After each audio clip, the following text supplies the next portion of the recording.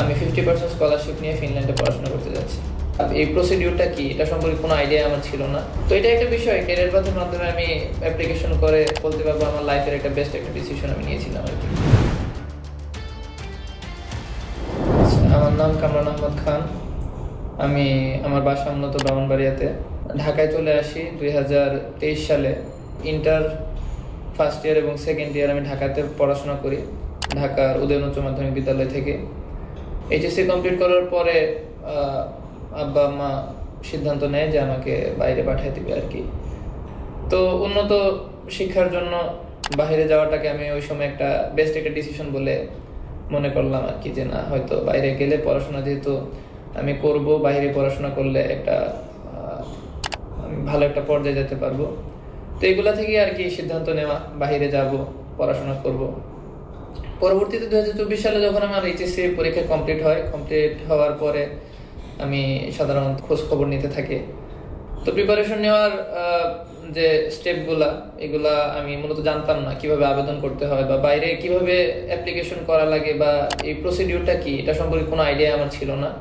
প্রথম থেকে একদম জিরো নলেজ ছিল, যে কোনো প্রকার কোনো, এখন হালকা পাতলা আইডিয়া হয়েছে, তবে তখন একদম জিরো নলেজ নিয়ে আমি মূলত স্টার্ট করছিলাম।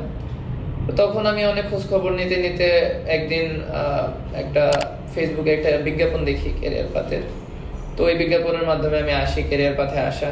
ক্যারিয়ার পাথ কিছু ইন্টারভিউ আমি দেখি যে তারা অনেক স্টুডেন্ট তারা পাঠাচ্ছে বাইরে, এবং তারা সাকসেসফুলি স্টুডেন্টের ভিসা প্রসেস করতে পারছে এবং ঠিকঠাক মতো তাদের একটা ভালো একটা পরিচিতি আছে স্টুডেন্টদের ভিসা সম্পর্কে। তো ক্যারিয়ার পাথে আসার পরে আমি জাহিদ মোহাম্মদ ভাইয়ের সাথে কথাবার্তা বলি। উনি সাজেশন দেয় যে তুমি পিটি অথবা আইএলটিএস দুইটা যে কোনো একটা করো আর কি। তো ওই সময়টাতে আমার ইচ্ছা হয়েছিল যে না, আইএলটিএস করতে গেলে হয়তো সময় বেশি লাগবে। তো এই জন্য আমি চিন্তা ভাবনা করলাম যে না, পিটিটা করি, পিটিটা সহজে হয়তো করা যাবে। তো আমি প্রিপারেশন নেই পিটির প্রিপারেশন নেওয়ার পরে প্রায় 4 থেকে 5 মাসের মতো আমি পিটির প্রিপারেশন নেওয়ার পরে আমি পরীক্ষা দেওয়ার পরে আলহামদুলিল্লাহ ভালো একটা স্কোর আসে পিটিতে। ভাই আমার অনেক হেল্প করছে এখন পর্যন্ত, যা যা হয়েছে অ্যাপ্লিকেশন থেকে ধরে আমাকে গাইডলাইন থেকে ধরে যা যা করা সবকিছুই আমাকে উনি একটা ভালো রকম একটা সাপোর্ট আমাকে দিয়েছেন আর কি। তো ইউরোপিয়ান কান্ট্রিতে অ্যাপ্লিকেশন করার ক্ষেত্রে সুইডেনে অ্যাপ্লিকেশন প্রথমে করা হয়েছিল। সুইডেনে অ্যাপ্লিকেশন করার পরে একটা মিস্টেক হয়েছিল তখন। সুইডেনে অ্যাপ্লিকেশন করার পরে আমার এইচএসসি যে সার্টিফিকেট ছিল ওইটা আমি তখনকার সময়ে ঢাকা বোর্ড থেকে এইচএসসি সার্টিফিকেট দিচ্ছিল না, তখন দিচ্ছিল হচ্ছে প্রভিশনাল সার্টিফিকেট। তো প্রভিশনাল সার্টিফিকেট জমা দেওয়ার কারণে তারা মূল সার্টিফিকেট যেহেতু আমি জমা দেইনি, যার কারণে তারা আমার অ্যাপ্লিকেশনটা ক্যান্সেল করে দিয়েছিল ওই সময় আর কি। তো পরবর্তীতে 10-15 দিন পরে আবার আমি যাই ঢাকা বোর্ডের থেকে আমার মূল এইচএসসি সার্টিফিকেট আমি তুলে নিয়ে আসি। আসার পরে এইচএসসি, তারপরে আমার যে এসএসসি সার্টিফিকেট, আমি এসএসসি করেছিলাম কুমিল্লা বোর্ড থেকে, তো এসএসসি সার্টিফিকেট আর এইচএসসি সার্টিফিকেট নিয়ে আসার পরে আমি জাহিদ মোহাম্মদ ভাইয়ের কাছে দেওয়ার পরে উনি বলেন যে এবার ফিনল্যান্ডে অ্যাপ্লাই করলে হয়তো বা একটা চান্সেস থাকবে আসার। তো ফিনল্যান্ডের লুট ইউনিভার্সিটিতে জাহিদ মোহাম্মদ ভাই তখন রোলিং অ্যাডমিশন একটা সিজন চলতেছিল। তো সবকিছু বিবেচনা করে তখন ফিনল্যান্ডের লুট ইউনিভার্সিটিতে জাহিদ মোহাম্মদ ভাই অ্যাপ্লিকেশন করেন। আমার এসএসসি এইচএসসি সার্টিফিকেট, তারপরে আমার যে পিটি ছিল, পিটি স্কোর সবকিছু দিয়ে উনি অ্যাপ্লিকেশন করার পরে 15 থেকে 20 দিনের মাথায় আমার একটা ডিসিশন আসে যে তারা একটা অফার লেটার পাঠায় আমাকে এলইউটি ইউনিভার্সিটি থেকে।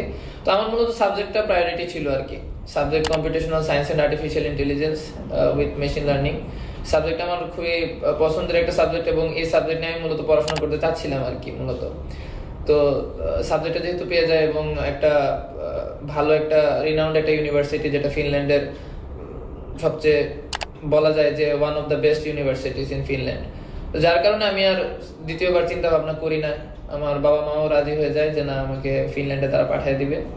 তো তার পরবর্তীতে ইন্ডিয়ার ভিসা, যেহেতু বাংলাদেশে ফিনল্যান্ডের কোনো এমবেসি নাই, বাংলাদেশে ফিনল্যান্ডের কোনো এমবেসি ছিল না, তো ওই ইন্ডিয়া থেকে ফেস করা লাগবে।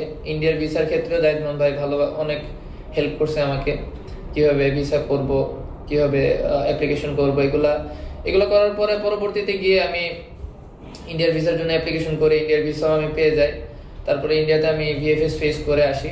ভিএফএস ফেস করার পরেও কিছু ডকুমেন্টেশন, আমার ডকুমেন্টে একটু কিছু ঝামেলা ছিল, ডকুমেন্টেশন ইস্যু ছিল এগুলাও জাহিদ মোহাম্মদ ভাই সলভ করে ওই সময়। এটা মানে ভালো রকম একটা সাপোর্ট উনি দিচ্ছিল। তো আমাদের জার্নি মূলত অনেক বেশি, প্রায় 10-11 মাস এর মতো আমাদের জার্নি ক্যারিয়ার পাথের সাথে আমরা কাজ করতেছি, প্রায় এরকম 10-11 মাস যাবত। তো তখন জাহিদ মোহাম্মদ ভাই করে যে অ্যাপ্লিকেশন সাবমিট করে দেয়, হয়ে যাবে আশা করা যাচ্ছিল, যেহেতু সাপ্লিমেন্ট চাইছিল ফিনল্যান্ডের এমবেসি থেকে। তো সাপ্লিমেন্ট চাওয়ার পরে প্রায় 2 মাস হয়ে যায়। এই মাসের, অর্থাৎ এখন যেটা চলতেছে হচ্ছে আগস্ট মাসের 18 তারিখ আমি বিকাল 4:40 সিদ্ধান্ত পাই যে আমার পিআর তারা অ্যাকসেপ্ট করছে আর কি, গ্রান্ট করছে আর কি, আমার পিআর গ্রান্টেড হয়েছে, আর আমি একটা পজিটিভ ডিসিশন পাই আর কি। তো এটাই ছিল আমার মূলত এলিউট ইউনিভার্সিটির যে মূল জার্নিটা, ফিনল্যান্ডে যে আমি পড়াশোনা করতে যাব ইনশাআল্লাহ। আমি সামনে আমার যখনই পিআর কার্ড চলে আসবে, পিআর কার্ড এখন আমি হাতে পাইনি, তবে পিআর কার্ড হাতে না পাওয়ার ক্ষেত্রেও আরো একটা কারণ ছিল যে আমার ডকুমেন্টেশন ইস্যু ছিল। তারপর আরো একটা সমস্যা ছিল যে ডেডলাইন, ইউনিভার্সিটির যে ডেডলাইন 1 সেপ্টেম্বরের ভিতরে যাইতে হবে ইউনিভার্সিটিতে, তো এটাও একটা ইস্যু ছিল। তো এটাও একটা সর্ট আউট করেছেন ক্যারিয়ার পাথের মাধ্যমে, এটা সর্ট আউট করা হয়েছে। ওনারা অনেক খোঁজ খবর নিয়ে, অনেকভাবে ওনারা মেইল করে, যেভাবেই হোক ওনারা আমাকে একটা হেল্প করে যেন আমার ডেডলাইনটা একটু পিছিয়ে দেওয়া হয়, জয়েনিং ডেডলাইনটা পিছিয়ে দেওয়া হয়। তো ইউনিভার্সিটি থেকে এটা আবার তারা অ্যাকসেপ্ট করে, আমাকে তারা সুযোগ দেয় যেন আমি সেপ্টেম্বর 15 তারিখের ভিতরে, অর্থাৎ 15 দিনের একটা তারা ইনক্রিমেন্ট করে আমার ডেডলাইনে। তো এটা একটা বিষয়, ক্যারিয়ার পাথের মাধ্যমে আমি অ্যাপ্লিকেশন করে আমি বলতে পারবো আমার লাইফের একটা বেস্ট একটা ডিসিশন আমি নিয়েছিলাম আর কি ওই সময়। বিষয়টা ছিল যে আমি যখন অ্যাপ্লিকেশন করছিলাম তখন স্কলারশিপ, তারা ব্যাচেলরে তো মূলত স্কলারশিপ দেয় না। তো হঠাৎ করে জাহিদ মোহাম্মদ ভাই আমাকে যখন কল দেয়, আমি যখন আমার অফার লেটার আসে ফিনল্যান্ড ইউনিভার্সিটি থেকে, জাহিদ মোহাম্মদ ভাই বলে যে আমি 50% স্কলারশিপ পাইছি। এটা লুট ইউনিভার্সিটির যে আর্লি বার্ড অফার তখন চলতেছিল, ওই সময় আমার 2000 ইউরোর মতো প্রায় কাটা পড়ছে আমার যে ইউনিভার্সিটির মূল যে টিউশন ফি ছিল 1 বছরের, আর বাকি 2 বছরে আমার 50% স্কলারশিপ আর কি আমার মোট যুক্ত হয়েছে আর কি, 50% স্কলারশিপ। তো মূলত আমার মোট কোর্সের ভিতরে 50% স্কলারশিপ দিয়ে মোটামুটি ভালো আমার 1 বছরে একটা বলা যায় টিউশন ফি আমার কম লাগবে আর কি। তো এটাই। আমার নাম কামরান আহমদ খান, আমার ইউনিভার্সিটি ল্যাপারেন্টা ইউনিভার্সিটি অফ টেকনোলজি বা এলইউটি, এবং আমার সাবজেক্ট হচ্ছে computational science and artificial intelligence. আমি 50% স্কলারশিপ নিয়ে ফিনল্যান্ডে পড়াশোনা করতে যাচ্ছি।